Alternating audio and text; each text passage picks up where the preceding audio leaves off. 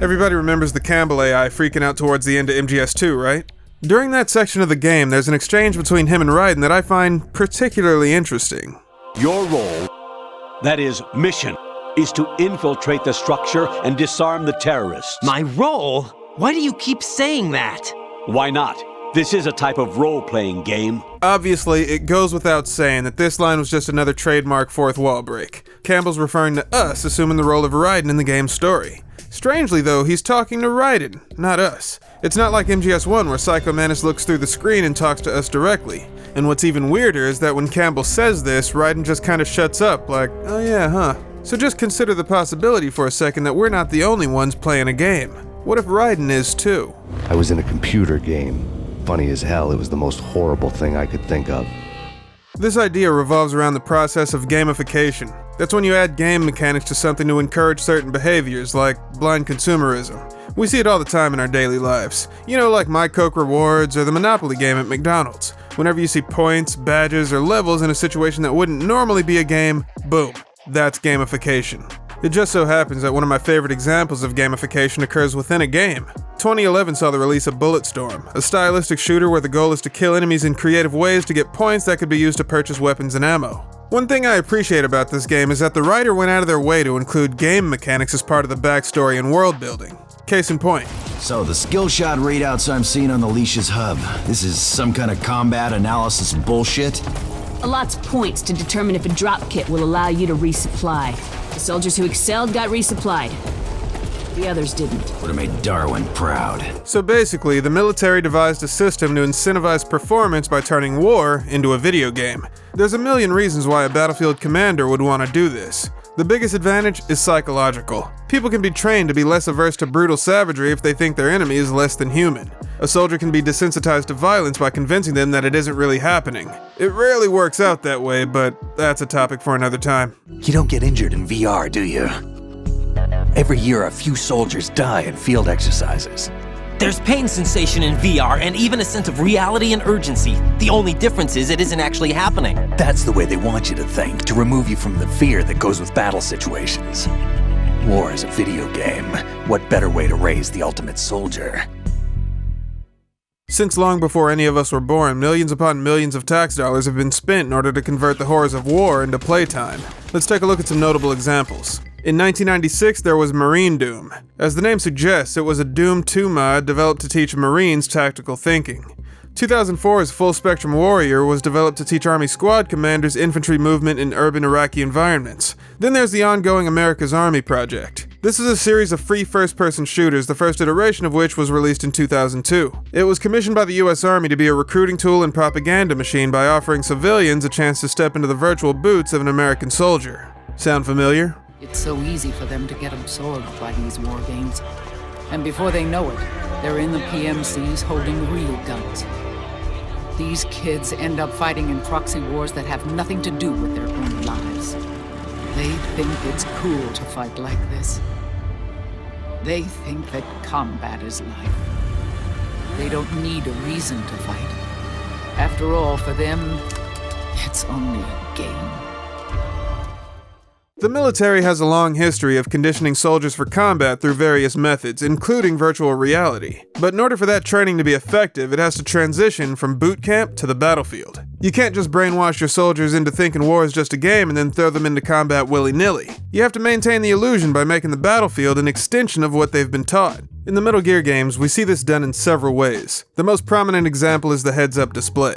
Nanomachines give Solid Snake and Raiden a user interface in the form of various gauges, item selection screens, and the Soliton radar system. From their perspective, the mission looks just like a video game. With nanomachines, it could even be possible to offer soldiers a third-person camera, granting them heightened situational awareness. Metal Gear as a video game is just a scaled-down simulation of the real mission, though. As the player, we're only briefed on the information that's relevant to the simulation. Our ability to interact with the world is severely limited, far less than what would be possible in a real combat scenario. For example, imagine the Big Shell incident happened in real life. When Raiden was confronted by Fortune, what would stop him from just running up and punching her in the jugular? What if he purposefully got a ration infested with sea lice and he just threw that in her face, like Ultimo Grody mode?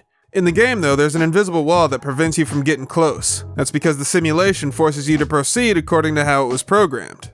In a game, you're at the whim of whatever actions the designers allow you to do. In the Metal Gear Solid games, you're limited to the actions that are relevant to the simulation. Because of that, there's a ton of stuff that might have happened during the actual mission that we'll never know about, because we only ever play a scaled-down simulation of it. But the simulations are just normal console games. That's why the Metal Gear games constantly break the fourth wall and characters reference video game concepts during dialogue like it's just a matter of fact. Press the action button. If you press it repeatedly, you can take your enemy out with a combo. Move the right stick up and down to make a vertical slice, and left and right to slice parallel to the ground. When you equip a sniper rifle, you'll go straight into first-person view. Once you're in position, press the aim button to look through the scope. The trigger is the weapon button as usual. So is it possible that there were even more complex RPG mechanics that a real-life agent would be aware of? Maybe systems like experience points or loot drops? Because it seems to me that from 1995 to 2009, the Patriots managed solo sneaking missions by turning them into gigantic LARPing sessions. How do you think Raiden earned that nickname? Mr. Lightning Bolt. Lightning Bolt! Check this out. In Metal Gear 1, 2, and Metal Gear Solid, Snake levels up over the course of the game. His life gauge and carrying capacity increases when you achieve certain conditions. In Metal Gear 1, Snake levels up by rescuing POWs, but in the other games you get a boost to your stats every time you defeat a boss. I know for a fact that taking down the Hind was worth some crazy XP. Aside from the grip strength meter, most of Raiden's stats remained constant throughout MGS2, but this system still would have been in place by 2009, the year the Big Shell incident occurs. We never see it simply because we never needed to. It was never relevant to the simulation, so the whole process was streamlined. I need to locate Snake. He was never factored into the simulation.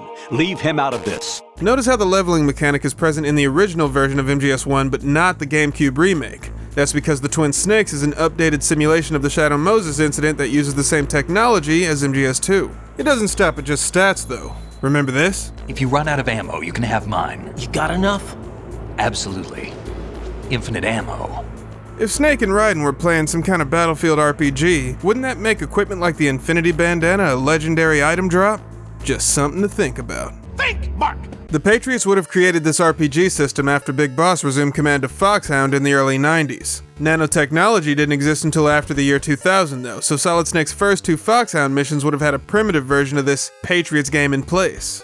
With the rise of PMCs and the establishment of the war economy, the Patriots re-evaluated their approach to managing field agents. They determined that a role-playing game was no longer the most effective way to go about things. By implementing Sons of the Patriots, they began to control the battlefield with a system that mimicked real-time strategy games instead. So it makes sense that at certain points of the timeline, Metal Gear really is a sort of role-playing game, just like Colonel says. All in the name of control. Left control. Remote control. Clean and clear, and under control. The idea that the Patriots turned combat missions into games has gigantic ramifications on the entire series. Take a look at this. Whenever Snake or Raiden is given a mission by their commanding officer, that mission is given an official designation. In the original Metal Gear, for example, the mission was called Operation Intrude in 313. Naked Snake's mission in MGS3 was called Operation Snake Eater. In most of the Metal Gear Solid games, though, when we're not told the name of the mission, there's still an official way of referring to those events in newspapers and stuff. You got the Shadow Moses incident in 2005, the Big Shell incident in 2009, and Liquid Ocelot's insurrection in 2014. Alright, you with me so far? No. All the missions have official titles, right? But the VR simulations of those missions are called Metal Gear Solid. In other words, all the games in the series exist within the Metal Gear universe in the form of VR training sims. Stop lying to me! I'm sure a lot of you think this is pretty ridiculous, but the games don't even try to hide this fact. Listen close. Sneaking mission 60, weapons 80, advanced VR, huh? but realistic in every way. A virtual grunt of the digital age, that's just great.